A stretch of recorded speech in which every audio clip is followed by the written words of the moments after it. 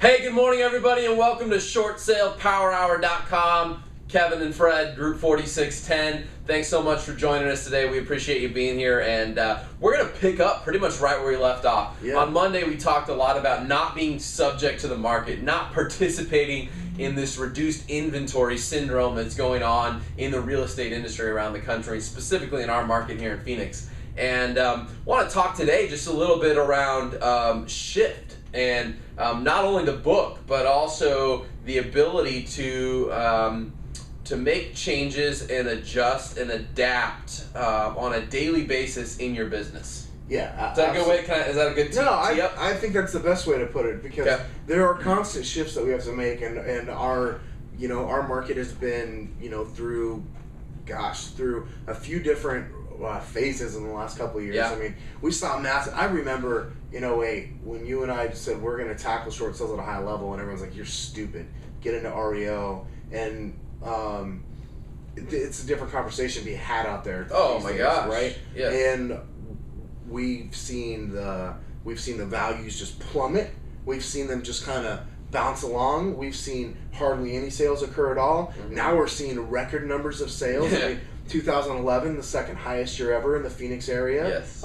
2012, pretty much on the same pace as last year. It's a conversation of inventory. If the inventory's there, I have no doubt that we'll actually surpass what we did in 2011. I really believe that. Yeah. So the point I'm getting at here is there's constant shifts that we've had to make, and so is everybody else in our market. And those who wanted to not just survive but thrive have had to make shifts, and making shifts in our business is something that we've continuously done. Yeah, well, Gary Keller and Jay Papasan and company wrote a great book called Shift, and if you've never read it, I highly encourage you to go pick it up.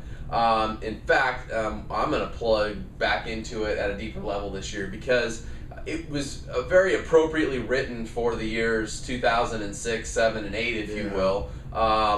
And I think over the past couple of years, everybody now got to the point where they said, well, this is the new normal. You and I would say that as well. This is the new normal. Well, I think we're entering the next phase of this is the new normal.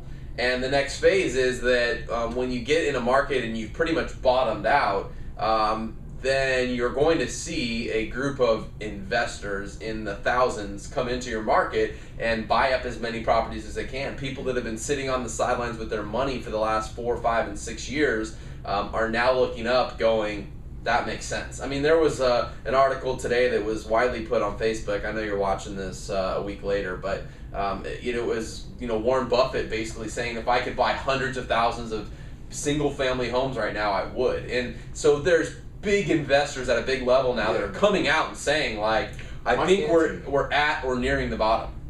What? So, by the way, why can't he? Oh, I'm sure he can. Is something stopping him? Yeah, no, I don't think anything is, except inventory maybe. But I mean, the conversation remains that I think we're in the. I don't hear me on this. Neither one of us are going to sit here and say, oh yeah, 5 and 6 and 7 and 8 and 10% appreciation is going to be back in your market like it was in 03, 04, 05.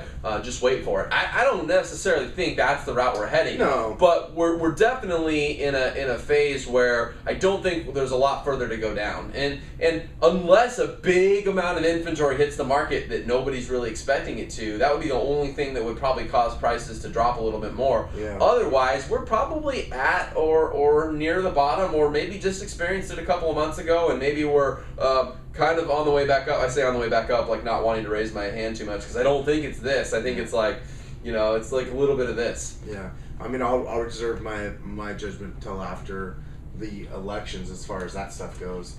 Who knows? Like, where do interest rates go? And so there's a lot of things going on. So the point of today's episode is just to say, are you in tune with what's going on? So yesterday, our coaching call that we had, we were talking with our coach, and he asked us around just short sale inventory.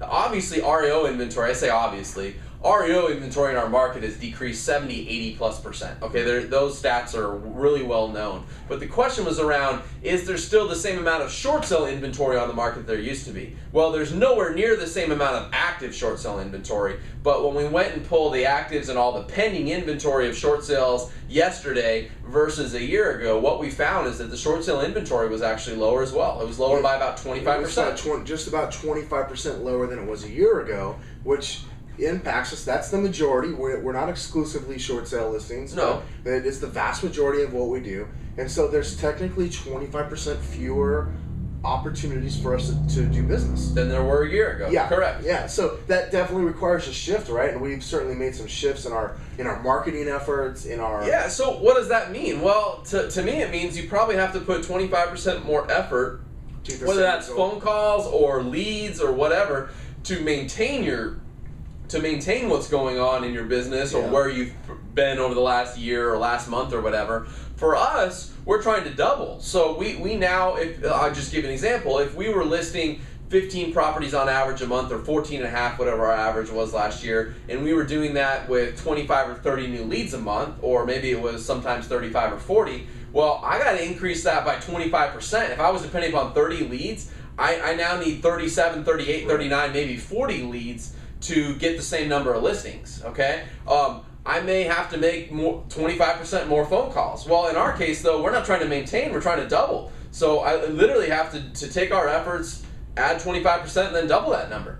So for us, we're looking at how do we go bring in almost 100 leads a month to list 30 properties. At least 100 leads, if not. Yeah, and what we found is that the leads we're going after right now are not quite as warm as the old leads we were getting, because we've changed up some of our message and our offer. So it's pretty much a double conversation. It's how do I get 150 to 200 leads a month to list about 30 properties a month? That's what's going on right now for us. That's the shift we're internally making. Yeah, and we're sharing that with you because we're in the middle of doing that right now. I mean, these are daily conversations that we have, daily strategy and planning talks that we're having around how do we increase these lead numbers. Now, a lot of you know that we started a radio campaign earlier this year, and certainly that's been phenomenal. We've been using the shorter stay calculator not only in the radio campaigns, but in the pay-per-click and door hangers, you name it. Our TNT stuff. TNT, all of our blogging, etc., and our video lead generation. So there's some of that you already know about, but we're also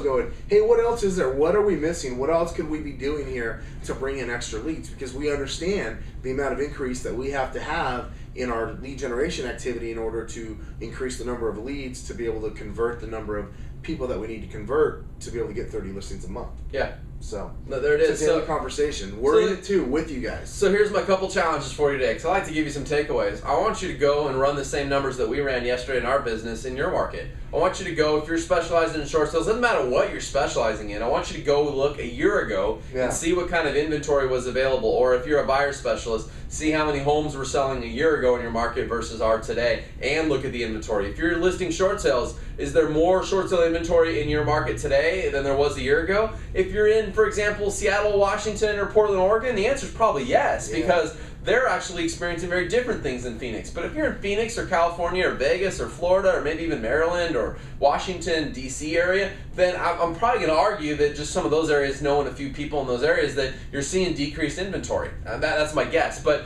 it's not about like saying I need to be right. I know my market. I'm encouraging you to go out and find out what's happening in your market, because to shift properly, you need to know what's going on. And you need to have a game plan and need to be willing to reevaluate that game plan, if not on a daily basis, at least every week or every month, to go, is this game plan getting us the results that we want and we need and that our business is set up to go get?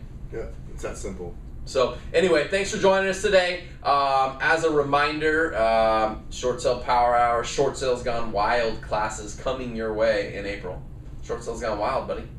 We haven't taught that in a while. I'm excited to get back out and teach you some more. We're Baltimore and Pembroke Pines. Yeah. So if you're in those areas, the Miami, Florida, Pembroke Pines area, or Baltimore, Washington, D.C. area, coming your way in middle of April, so don't miss us. Yep. Thanks so much for watching. 1, 2, 3. Short Sale Power Hour! Short Sale Power Hour!